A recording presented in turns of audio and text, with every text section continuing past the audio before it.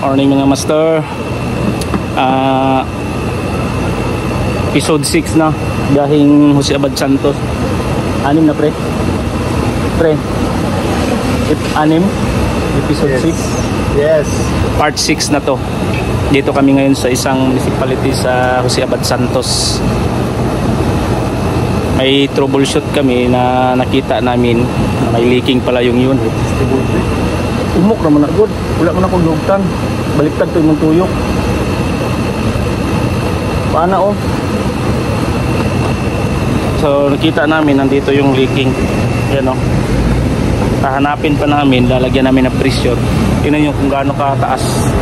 Pero may ladder ako. Matibay naman to. So ito na po yung gagawin namin ngayon. Kakargahan muna namin ng pressure. Saka namin ano yun to. Mabuti na lang copper tong condenser niya oh. So medyo masilan po ito at saka mahirap. Pero kakayanin namin para sa aming mga pangarap. Alright, so update ko na lang kayo mamaya. Standby na lang. So yan, mana to? Picture to, kanina mo to picture. So siya nang tumira doon sa ano, paglagay ng gauge kasi hindi ako makatawid. Ako lang dito. Sobrang haba. So lalagyan muna namin ng pressure. Saka namin ito ililigtis ano, kita nyo, tingnan nyo mamaya. So yan o, yung nakikita nyo yung leaking. Nag-oil siya. May oil siya na portion. Sa baba, dry na dry dito. So yan. Gamay ako. So, abri na tanan. So, electrical. So, update ko na lang kayo mamaya-maya ha. Para makita natin kung saan yung leaking. So, yan. Nilalagyan na muna namin ng pressure mga master. Umaandar na. So, medyo mababa pa yung pressure niya. Pag umaabot na yan dito banda, so saka natin ililigtis. Pero ngayon, kunti pa yung laman niya. Para sureball natin na makita yung leaking dito. Pero sa tingin ko, kahit wala pang ganong pressure, dito kasi sobrang basa. Diba? Dito dry na dry. So check natin dito. Kaya ito may oil na portion dito kasi pag leaking yan, sasabay ang oil, bababa yan dito. So unahin natin mamaya dito ha. So update ko na lang kayo, medyo mahirap kasi mag video eh. Nasa taas ako. Nandun yung master ko. Alright sir.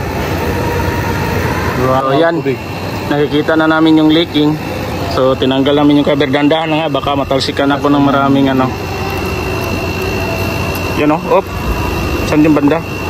Op, dito yun o. Dito yung leaking. Yan. Yan, op. Yan o.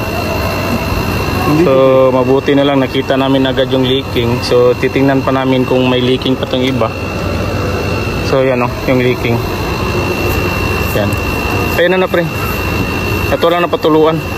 Nakita namin dito. Ay lang nagbasa ha, mapiksan da. So check pa namin baka may leaking pa. Mabuti na lang copper po ito. So dito yung leaking.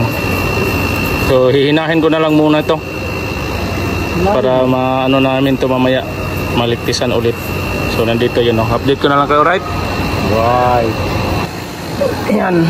Mahirap kasi kanina mag video. Sobrang taas.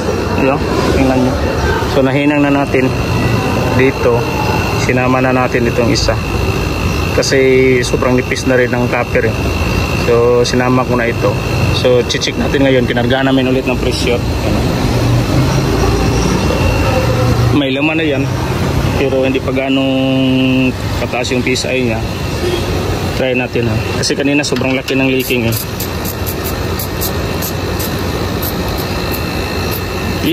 Pre. Ay, kala ko dito lang pala yun sa pressure ng ano. Sobrang lakas. Lumipat na naman sa taas. Yan o, yan ang sinabi ko. So kailangan hinahin natin yan ng buo. So check na lang natin lahat kasi nahinang naman natin eh. So yan, update ko na lang kayo pre. Alright. Alright sir. Right. Ano ba? May papili wala. Oh, yan. Naano na natin yung leaking. Tinanggalan na natin ang pressure. Ano? Para i-vacuum na natin. So, isa yung leaking. Sinama ko na lang yung ibang portion nga medyo manipis na yung copper. So, tinanggalan na natin ang pressure para i-vacuum na natin. Maya-maya, kakargaan natin ng refrigerant. So, nandito yung leaking kanina. Kita natin. So, alright, master.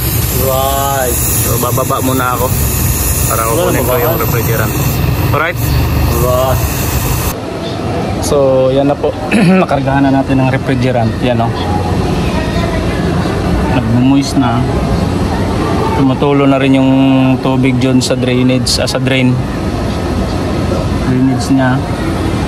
Mainit na po yung outside niya. So, galing ako sa loob. Hindi na ako nakapag-video kasi madali kami nito. Marami pang mga customer. So, yun yung master namin sa baba. So, update ko na lang kayo next namin ano. So, okay na po mga master. Next time ulit. Yes.